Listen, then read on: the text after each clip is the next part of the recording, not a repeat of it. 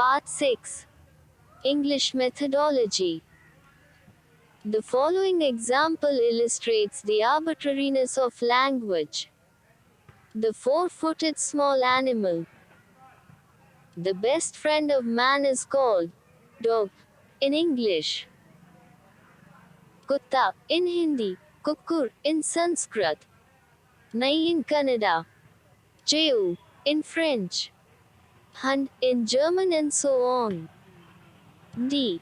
A. F. G. H. Language is dynamic. Language is a living entity. Time changes all things. There is no reason why language should escape this universal law. Ferdinand de Saussure. Indeed, changes seem to be inherent in the nature of language. Language is creative and productive, according to Chomsky. One of the most striking features of language is its creative aspect, the capacity for the production and understanding of indefinite number of sentences. He was of the view that human beings can produce an infinite number of sentences with a limited set of grammatical rules and words. Language exhibits displacement. Displacement in linguistics refers to the capability of language to communicate about the things that are not immediately present.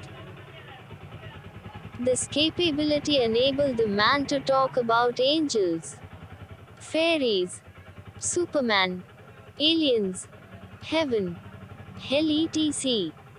without knowing their existence. Language is a custodian of culture. Language is a vehicle for transmitting cultural heritage. Actually, language and culture are intertwined. The culture of people finds reflection in the language they employ. As we have learnt English, we use phrases like thank you, no, okay, sure, sorry, frequently in our conversations than others who have not learnt English. A Chinese baby brought as a toddler in England and raised by an English family is going to speak English and not Chinese. Language exhibits prevarication. Language helps us to be imaginative and creative. We can tell fairy tales and fables which are not true. Hence, human language paves the way for false messages. The ability of giving false messages or telling lies is known as prevarication.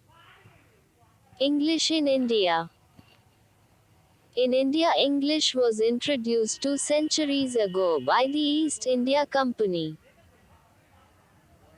Lord Macaulay, in his famous Minute of 1835, proposed to produce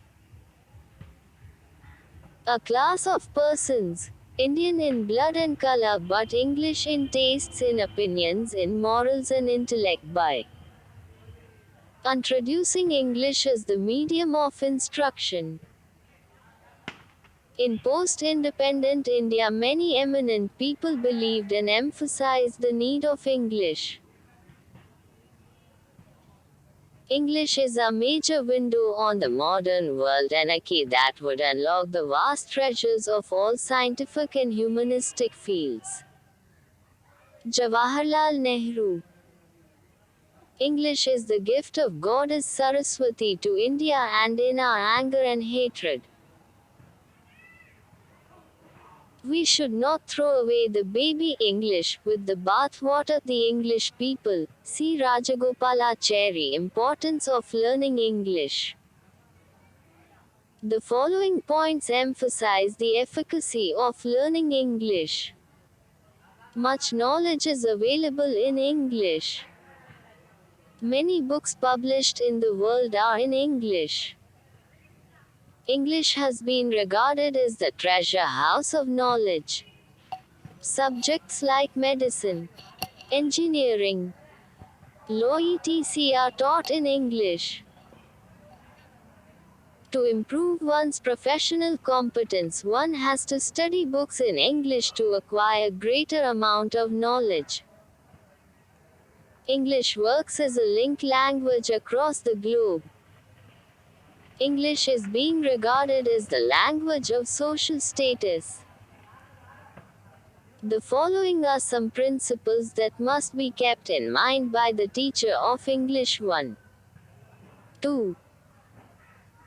Principle of naturalness. The mother tongue is learned more easily because conducive learning environment. It is spoken in family and in neighborhood, so as the English teacher should aim at exploring, creating natural learning environment for the learners to pick up the target language easily.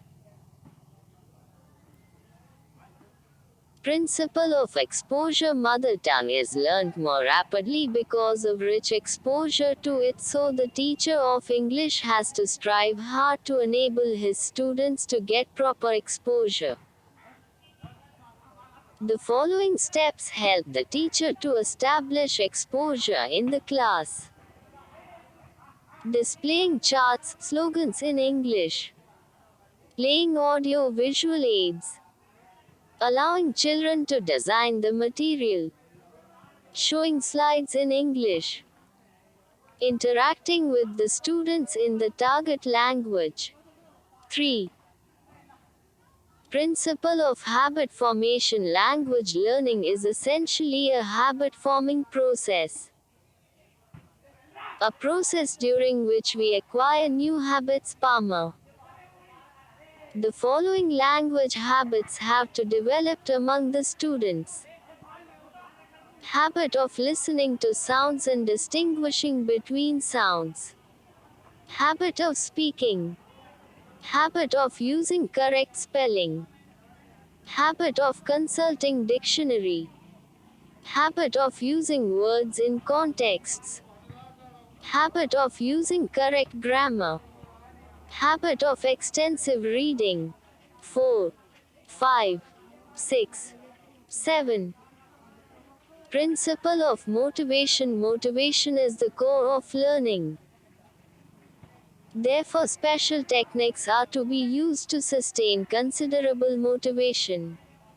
Using language games, praising, quizzes, giving away prizes, conducting language competitions, spelling, cricket games etc. are some techniques that could be handy to arouse interest and to attain effective learning. Principle of selection. This principle plays a vital role in language teaching. While selecting the teaching material, the teacher has to pay attention on frequency, range coverage, teachability and learnability of teaching items. The principle of correlation with life. Teacher should make efforts to relate the subject matter to life. Customs, traditions and characteristics of society in which the student belongs. Principle of learning by doing. For second language acquisition, written work, pronunciation, reading, spelling, writing are essential activities. Students be given good practice of these. Old English, also called as Anglo-Saxon language, developed by the tribes called Angles and Saxons who settled in British Isles. Old English reads today like a foreign tongue even to the native speakers. Beowulf is an Old English epic poem which is the only surviving source. Northumbrian, spoken in northern parts. Mercian, spoken in Midlands. West Saxon, spoken in west or south. Kentish, spoken in southeast, are the four major dialects of Old English. Middle English, In 1066 at William the Conqueror, the Duke of Normandy invaded British Islands and became the master of England and the Anglo-Saxons. The ruling class spoke a dialect called Anglo-Norman. The people of lower class or the ruled spoke English. Thus a blending of Anglo-Saxon and Anglo-Norman gave birth to Middle English. Many French words entered the English as a result of Norman rule, e.g., crime, crown, peace, music etc. Geoffrey Chaucer's Prologue to Canterbury Busy Tales is the classical example of Middle English. Modern English. A major factor separating Middle English from Modern English is known as the Great Vowel Shift. Great Vowel Shift was first studied by Jespersen, a Danish linguist. Great Vowel Shift refers to a change in pronunciation. Middle English words are pronounced from the back of the mouth, whereas the words in Modern English are pronounced from the front of the mouth. E.g., 1. Nam, Middle English name, Modern English na, neem.